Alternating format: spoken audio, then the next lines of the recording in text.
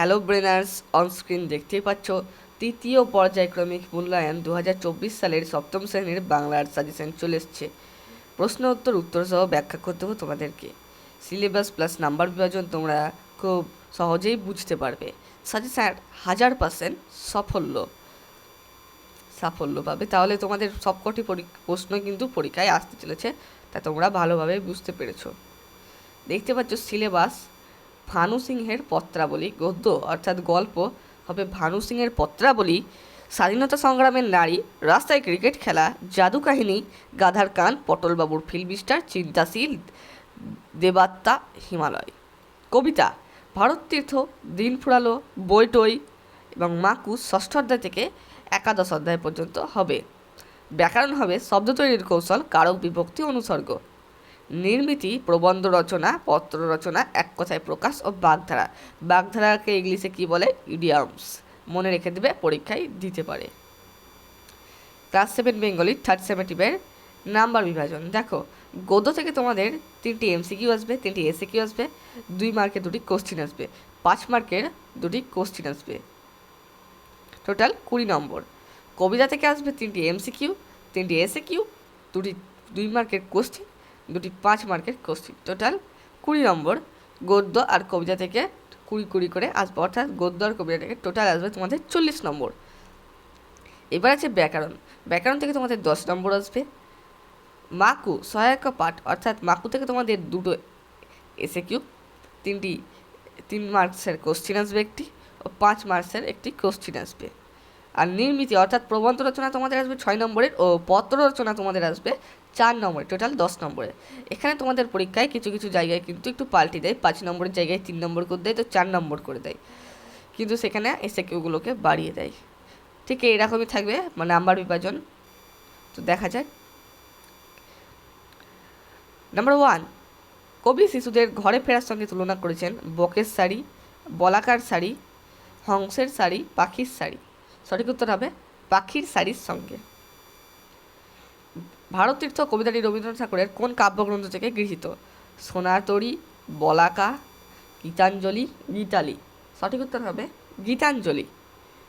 এগুলো top secret question আছে, তবে তোমরা অবশ্যই বন্ধুদেরকে শেয়ার করবে, কারণ এই টপ সিক্রেট কোশ্চিন তারা না জানলে কিন্তু খুব অসুবিধা আছে। অভিনয়ের সময় পটলবাবুর হাতে ছিল আনন্দবাজার, যুগান্তর, স্টেটসম্যান, বর্তমান পত্রিকা। সঠিক উত্তর হবে যুগান্তর।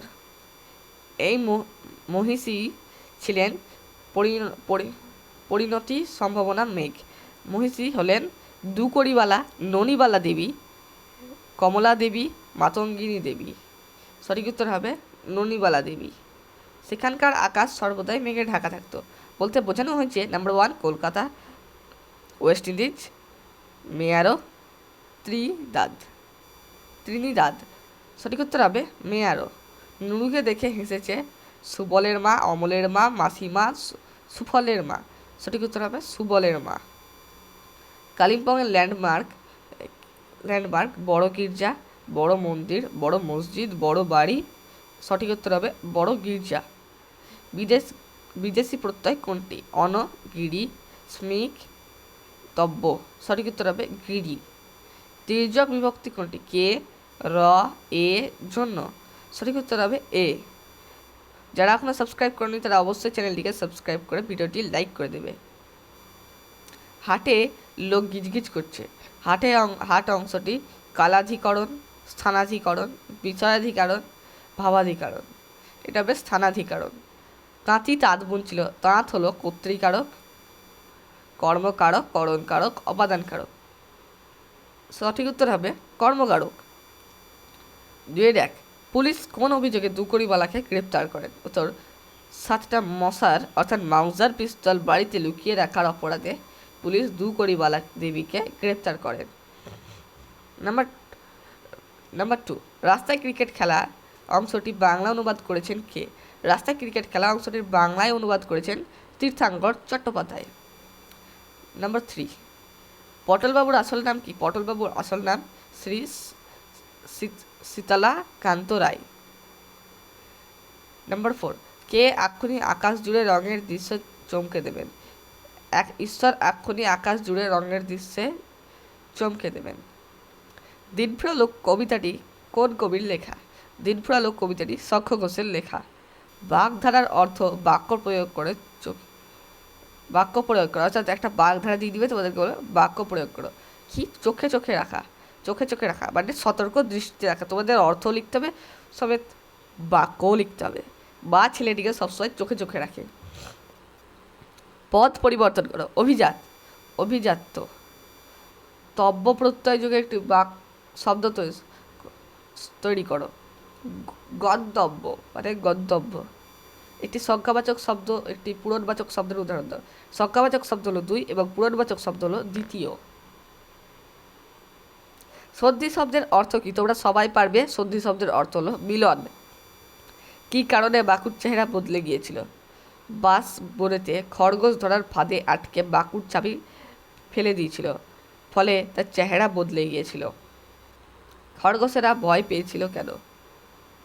খরগোশেরা ভেবেছিল ওদের মারবে বা বাচ্চাদের নিয়ে নেবে, তাই তারা ভয় পেয়েছে। 3 1 নম্বরে দেখতেই পাচ্ছ তোমরা, এগুলো হলো 2 মার্কসের কোশ্চেন। পুলিশ কোন অভিযোগে 2 কোটিওয়ালাকে গ্রেপ্তার করেন? বিচারে তার কি শাস্তি হয়?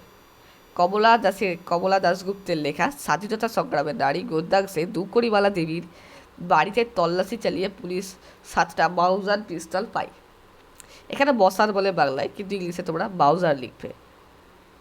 বাড়িতে অস্ত্র লুকিয়ে রাখার অপরাধে তিনি অস্ত্র কোথা থেকে পেয়েছেন, কে দিয়েছে, এই সমস্ত কথা স্বীকার না করায় পুলিশ 2 কোটিওয়ালাকে গ্রেপ্তার করেন। কার উদ্দেশ্যে স্মৃতি পটলবাবু অভিনয় সত্তাকে জাগিয়ে তুলল? উপদেশটি কি? অথবা গগন পাকসারির উপদেশে স্মৃতি পটলবাবুর অভিনেতা সত্তাকে জাগিয়ে তুলল। পটলবাবুর নাট্যগুরু তিনি পটলবাবুর নাট্যগুরু ছিলেন। তিনি বলেছিলেন, একটা কথা মনে রেখো পটল, যত ছোট পার্টি তোমাকে দেওয়া হোক, তুমি জেনে রেখো তাতে কোনো অপমান নেই। শিল্পী হিসাবে তোমার কর্তৃত্ব হবে সব ছোট পার্টি থেকেও শেষ রসটুকু নিগড়ে বার করে তার সার্থক করে তোলো।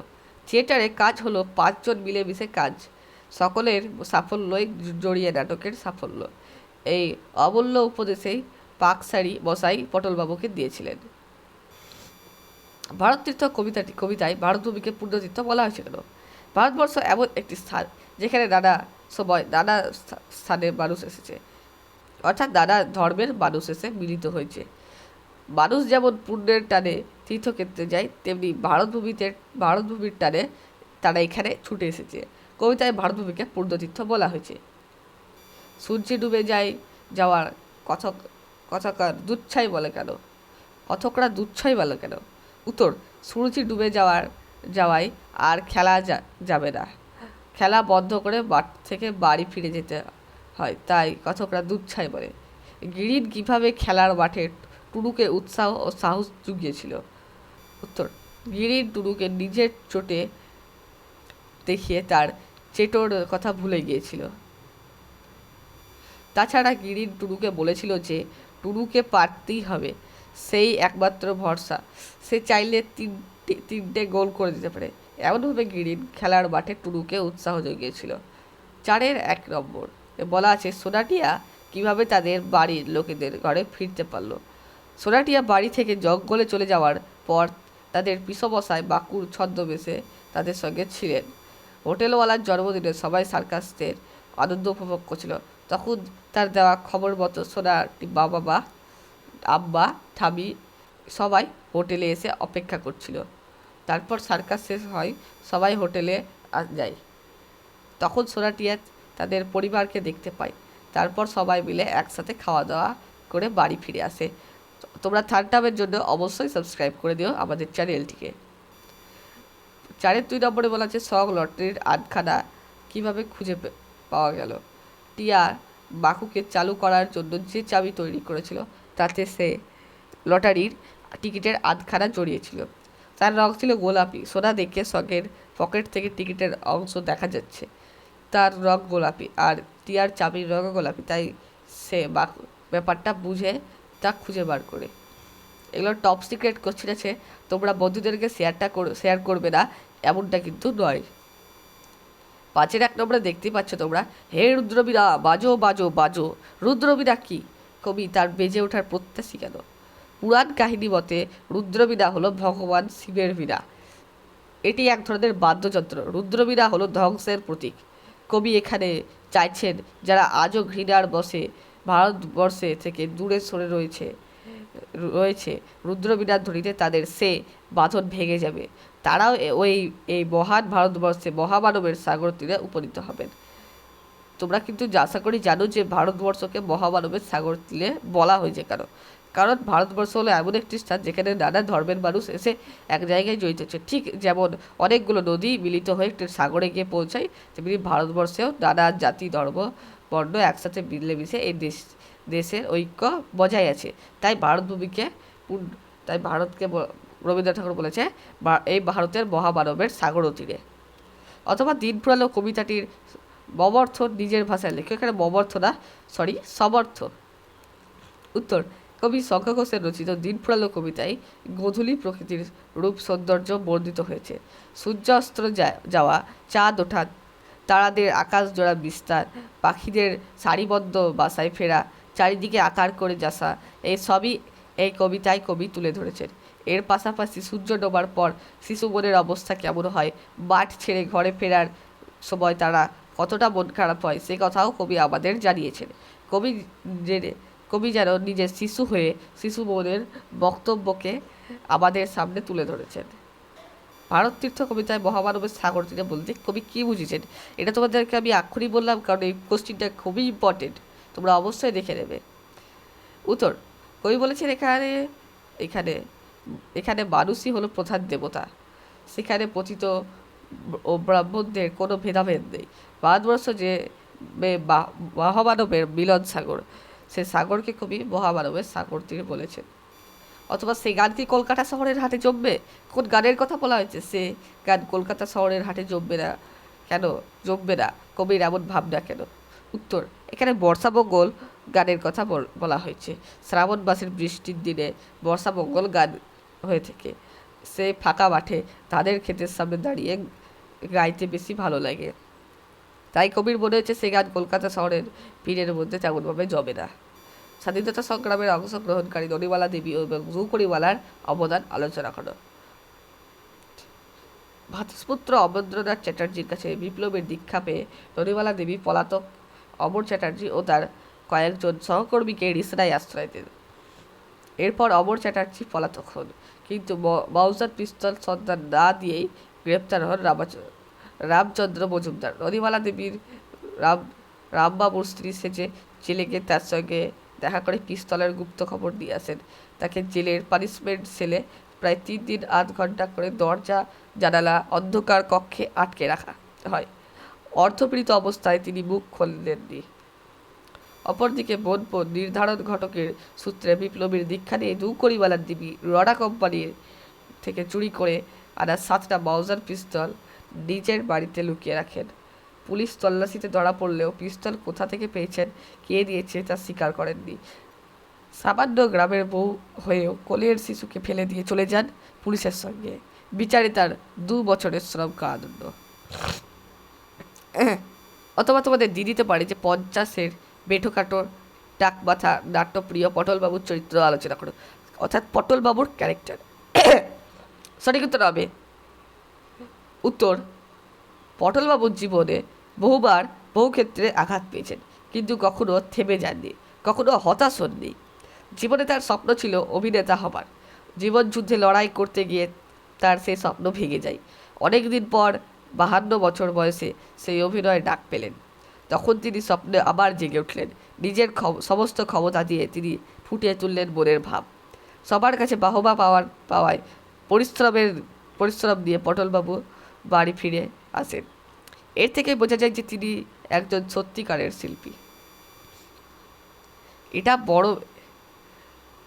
এটাতে বড় বেশ ভাবতে হলো না। কার সহযোক্তি, কাকে বেশি ভাবতে হলো না কেন? নরহরির বার সগতোক্তি।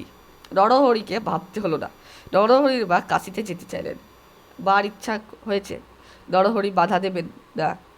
বার সকল কথাতে নরহরি অস্থির হয়ে পড়ে, কিন্তু এই ইচ্ছাটা বার তাই নরহরির বেশি ভালো ভাবতে হলো না।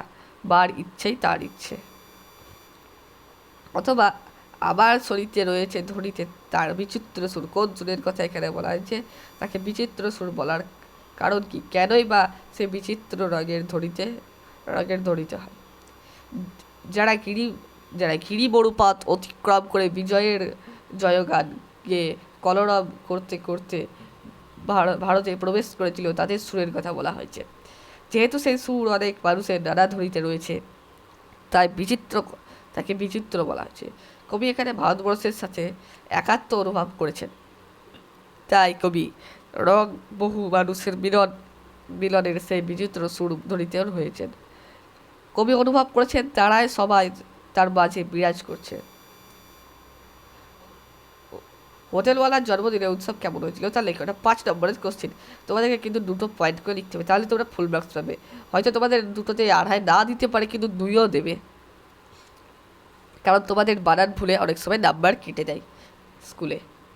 হোটেলওয়ালা তার জন্মদিন উপলক্ষে রাত্রিবেলায় সবাইকে বিনা পয়সায় বুনো খিচুড়ি, হরিণের মাংস আর পায়েস খাওয়াবে বলেছিল। সেই উৎসব উপলক্ষে সেই দিন জঙ্গলের মধ্যে সার্কাসের আয়োজন করা হয়েছিল। আশপাশের গ্রামের লোকেরা সেই সার্কাস দেখতে এসেছিল। সার্কাসের জাদুকর পরিদের রানীকে আনা, টিয়ার নাচ, বাঁকুড় খেলা দেখানো এবং বাঁকুড় সাথে পরিদের রানীর বিয়ে দেওয়া হয়। তারপর খাওয়া দাওয়ার জায়গায় গিয়ে দেখে যে সেখানে সোনাটিয়ার বাবা, ঠাম্মি, আম্মা, পিসমশাই, পিসিমা, পিসিমার ছেলে, বোম্বা এবং কয়েকজন পুলিশ উপস্থিত।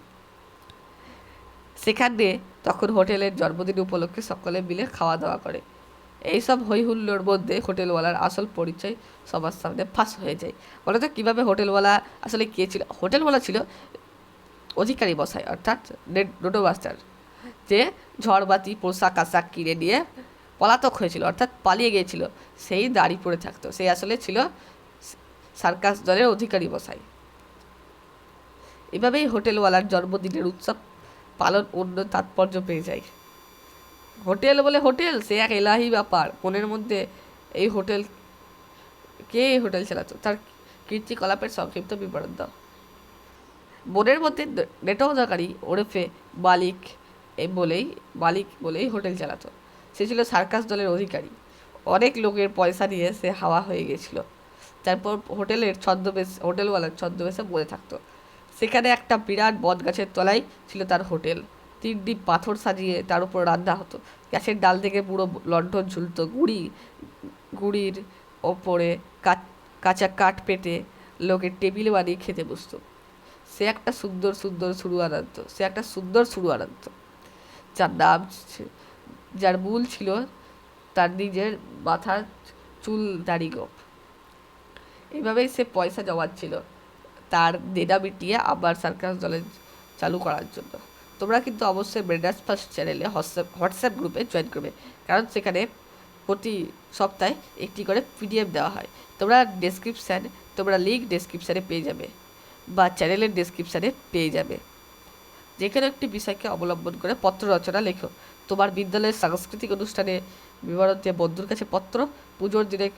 পুজোর ছুটি কেমন কাটলো তা জানিয়ে বন্ধুকে একটি পত্র। তোমার বিদ্যালয়ে পত্রিকা প্রকাশের আবেদন জানিয়ে শিক্ষক মহাশয়ের কাছে পত্র। অসুস্থতার কারণে তুমি বিদ্যালয়ে অনুপস্থিত ছিলে, ছুটি মঞ্জুরের আবেদন জানিয়ে প্রধান শিক্ষকের কাছে একটি পত্র। প্রথমে আমরা করব বিদ্যালয়ের সাংস্কৃতিক অনুষ্ঠানের বিবরণ দিয়ে বন্ধুর কাছে পত্র। সুজয় বিশ্বাস, তোমাদের ক্লাস, পোস্ট অফিস লিখে দেবে, তোমাদের বাড়ি কোথায়। ডেটটা তোমরা যে সেই দিনই দিতে হবে এমনটা নয়, তোমরা পরীক্ষার ডেটও দিতে পারো। যেদিন হয়তো তোমাদের বাংলা পরীক্ষা হলো সেদিন দিয়ে দিলে। প্রিয় বন্ধু অনিমেষ, অনেক দিন হলো তোর কোনো চিঠি পাইনি। কেমন আছিস জানি না, আশা করি ভালো আছো। কিছুদিন আগে আমাদের বিদ্যালয়ে বার্ষিক ক্রীড়া অনুষ্ঠান অনুষ্ঠিত হলো। সেদিন আমরা অনেকে আনন্দ করেছি। বার্ষিক ক্রীড়া অনুষ্ঠানে আমরা সুন্দর সুন্দর ছবি, ফুল আর নানা রঙের বেলুন দিয়ে খুব সুন্দর করে মাঠ সাজিয়েছিলাম। সকাল 10টায় আমাদের ক্রীড়া অনুষ্ঠান হয়। আমাদের শিক্ষকগণ ভালোভাবে অনুষ্ঠান পরিচালনা করেন।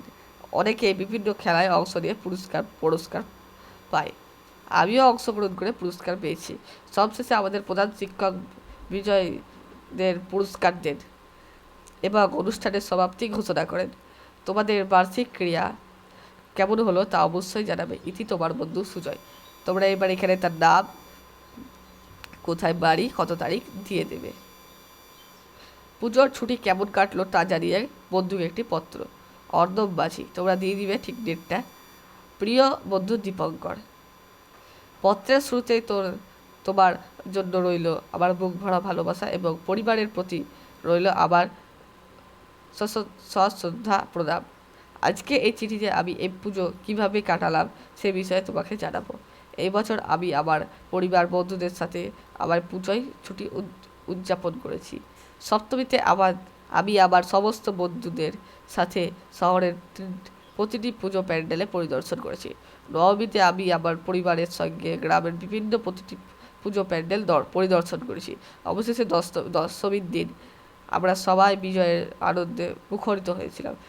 তুমি কিভাবে ছুটির পুজো উদযাপন করেছ অবশ্যই জানাবে। ইতি তোমার বন্ধু অর্ণব। তোমরা লিখে দেবে তার নাম, তার অ্যাড্রেস, ডেট।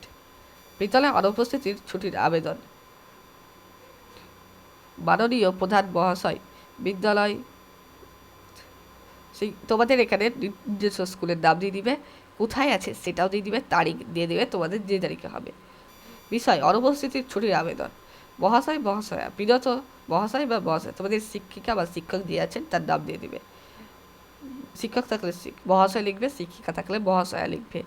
বিরত নিবেদন যে আমি আপনার স্কুলের সপ্তম শ্রেণীর একজন নিয়মিত ছাত্র। অর্থাৎ নিয়মিত ছাত্র মানে কি, যে প্রতিদিন স্কুলে আসে। আমি গত 9/8/2024 থেকে 13/8/2024 পর্যন্ত অসুস্থ থাকার কারণে বিদ্যালয়ে অনুপস্থিত থাকতে পারিনি। এত মহাশয়ের নিকটে আমার বিনত আবেদন, উপরোক্ত বিষয়টা বিবেচনা করে 5 দিনের ছুটি মঞ্জুর করলে আমি আপনার কাছে অত্যন্ত কৃতজ্ঞ থাকব, অর্থাৎ স্মরণীয় থাকব। আপনার একান্ত অনুগত ছাত্র তন্ময় পাল, সপ্তম শ্রেণীর, রোল 2। তোমাদের রোল কত সেটা লিখে দেবে। যে কোনো একটি বিষয়ে প্রবন্ধ রচনা লেখে। একটি গ্রাম্য মেলার বিবরণ, একটি মেলা দেখার অভিজ্ঞতা বা একটি মেলা দেখার অভিজ্ঞতা। তোমাদের আগের পরীক্ষায় অনেকেই স্কুলে এসেছিল একটি মেলা দেখার অভিজ্ঞতা, তা আমার সাজেশন থেকেই এসেছিল। কম্পিউটার বিজ্ঞানের ভালো মন্দ, অর্থাৎ বিজ্ঞানের সুফল কুফল লিখতে হবে। পরিবেশ রক্ষায় ছাত্র সমাজ, স্বামী বিবেকানন্দ। তো প্রথমে আমরা করবো স্বামী বিবেকানন্দ। ভূমিকা। বর্তমান যুগে বিজ্ঞানকে এড়িয়ে চলা সম্ভব নয়, আমাদের প্রতিদিনের জীবনের সঙ্গে বিভিন্নভাবে জড়িয়ে আছে। প্রাত্যহিক জীবন ও বিজ্ঞান। সকালে ঘুম ভাঙার পর থেকে রাত্রে শোবার পর্যন্ত আমরা বিজ্ঞানের সাহায্য নিয়েই থাকি। যেমন ব্রাশ, পেস্ট, রান্নার জিনিসপত্র, বাসন, টিভি, ফ্রিজ, ফ্যান, ঔষধ, যাতায়াতের জন্য বিভিন্ন প্রকার গাড়ি যেমন মোটর বাইক, অটো রিক্সা, টোটো, বাস, ট্রেন, সাইকেল, মোটর সাইকেল, বিভিন্ন প্রকার গাড়ি, নৌকা, স্টিমার প্রভৃতি জলযান ও বায়ুযান আমাদেরকে প্রতিদিন কর্মক্ষেত্রে খুব কম সময়ে ও সহজে নির্দিষ্ট গন্তব্যে পৌঁছে দেয়। গন্তব্যে কথার অর্থ হলো জায়গায়, এবং আমাদের প্রতিদিনের জীবন কর্মমুখর করে তোলে। এছাড়া শিক্ষাক্ষেত্রে, সংবাদ মাধ্যম, চিকিৎসায়, কৃষিক্ষেত্রে, বিনোদনে সব ক্ষেত্রেই বিজ্ঞানের অবদান অনস্বীকার্য। বিজ্ঞানের অপরিকতা। বিজ্ঞানের কি এটা বলতো? অপরিকতা, উপকারিতা আর অপকারিতা। পৃথিবীতে সকল জিনিসের ভালো মন্দ উভয় দিকই আছে। যন্ত্রের উপর নির্ভর করতে গিয়ে মানুষ আজ দিন দিন শ্রম বিমুখী হয়ে পড়েছে। ক্রমশ কমে যাচ্ছে মানুষের স্বনির্ভরতা, ফলে শরীরে নানান রোগ এসে বাধা দিয়েছে। উপসংহার। দৈনন্দিন জীবনে প্রতি ক্ষেত্রে নব সৃষ্টির সম্ভার মানুষের হাতে তুলে দিয়েছে, প্রণাম করেছে সেই বিজ্ঞান প্রগতি মন্ত্র, সভ্যতার প্রাণ প্রদীপ। বিজ্ঞান যেন দৈনন্দিন জীবনে বিধাতার আশীর্বাদ হয়ে দেখা দিয়েছে। পরিবেশ রক্ষায় ছাত্র সমাজের ভূমিকা। আমরা যেখানে বাস করি তার পারিপার্শ্বিক অবস্থাকেই বলা হয় পরিবেশ। আমাদের সুস্থভাবে বেঁচে থাকার জন্য চাই উৎকৃষ্ট পরিবেশ। স্বাস্থ্যোজ্জ্বল পরমায়ুর জন্য সুস্থ পরিবেশ বড় প্রয়োজন। ছাত্র সমাজের ভূমিকা। পরিবেশ রক্ষায় ছাত্র সমাজের ভূমিকা যথেষ্ট গুরুত্বপূর্ণ। ছাত্রদের জীবনটা সুন্দর, পবিত্র ও নির্মল। তারা নিয়মিতভাবে স্কুল পরিবেশ সুন্দর ও পরিচ্ছন্নতা রাখার কার্যকারী ভূমিকা গ্রহণ করে থাকে। তাই নাগরিকদের মধ্যে সচেতনতা সৃষ্টির জন্য তাদের সামনে নিজেরাই কাজ করে দৃষ্টান্ত স্থাপন করবে, আলাপ আলোচনা করবে, পদযাত্রা করে সচেতনতার সৃষ্টির চেষ্টা করবে। উপসংহার: ছাত্র সমাজকে পরিবেশ রক্ষায় মহান কর্মযজ্ঞে সামিল করতে পারলে পরিবেশ উন্নতি হবেই, এই সঙ্গে দেশ ও সমাজের সামগ্রিক কল্যাণ সাধিত হবে। স্বামী বিবেকানন্দ 1863 খ্রিস্টাব্দে 12 জানুয়ারি বিবেকানন্দ কলকাতা। ছোটবেলায় স্বামী বিবেকানন্দ নাম ছিল না, শুধু ছিল বিবেকানন্দ। সিমিলা স্ট্রিটে বিখ্যাত দত্ত পরিবারে জন্মগ্রহণ করেন। তার পিতা বিশ্বনাথ দত্ত এবং মাতা ছিল ভুবনেশ্বরী দেবী। মায়ের নাম দেওয়া হয়েছিল বীরেশ্বর এবং সবাই ডাকত বিলে বলে। অর্থাৎ স্বামী বিবেকানন্দকে ছোটবেলায় বীরেশ্বর ডাকা হতো, কিন্তু তাকে আসল নামে ডাকা হতো বিলে বলে। বাল্যকালে বিলে ছিল দুরন্ত সাহসী ও সব বিষয়ে অদম্য কৌতূহল। আসল নাম নরেন্দ্রনাথ দত্ত। পরবর্তীকালে রামকৃষ্ণদেবের শিষ্যত্ব গ্রহণ করার পর তার সন্ন্যাস জীবনের নাম হয় স্বামী বিবেকানন্দ। তিনি উত্তর কলকাতার মেট্রোপলিটন স্কুলে প্রবেশিকা এবং কলকাতার বিশ্ববিদ্যালয় থেকে BA পাস করেন। 1893 খ্রিস্টাব্দে স্বামী বিবেকানন্দ ভারতের প্রতিনিধি হিসাবে আমেরিকার শিকাগো শহরে বিশ্ব মহাধর্ম সম্মেলনে যোগ দিয়েছিলেন। সেই সভায় তিনি জগৎবাসীর কাছে হিন্দু ধর্মের কথা বিস্তার আলোচনা করেন।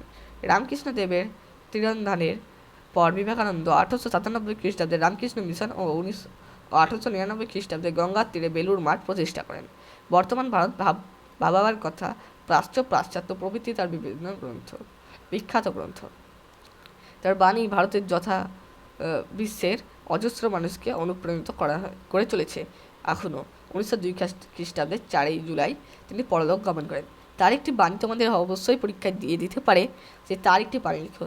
তার একটি বাণী হলো সব কিছুর জন্যই সত্যকে ত্যাগ করে দেওয়া যায়, কিন্তু কোনো কিছুর জন্যই সত্যকে বর্জন করা চলে না। বর্জন কথার অর্থ হলো বাদ দেওয়া। ত্যাগের সমার্থক শব্দ হলো বর্জন। তো এই ছিল আজকের ভিডিও। আবার দেখা হবে অন্য ভিডিওতে। Tata, bye bye. তোমরা অবশ্যই আমার চ্যানেলটিকে সাবস্ক্রাইব করে দেবে এবং ভিডিওটি লাইক করে দেবে। এই ছিল আজকের ভিডিও। Tata, bye bye.